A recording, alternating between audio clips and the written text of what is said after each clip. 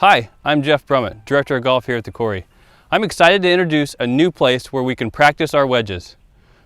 We are over here on the converted 10th hole of the short course, and we're now going to have a place designed to specifically enhance your short game inside 100 yards. Behind me are targets at 20, 40, 60, and 80 yards.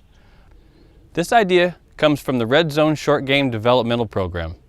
And this is one of the 7 areas that we test in that program to help fine-tune your wedges. We test from specific distances, and super happy now that we can practice from uneven lies, short grass, and long grass. Starting today, every day this will be set up at noon until dusk, and we can practice from these areas. I'm very happy to elevate our practice facilities here at the Quarry for our membership. I'm Jeff Brummett.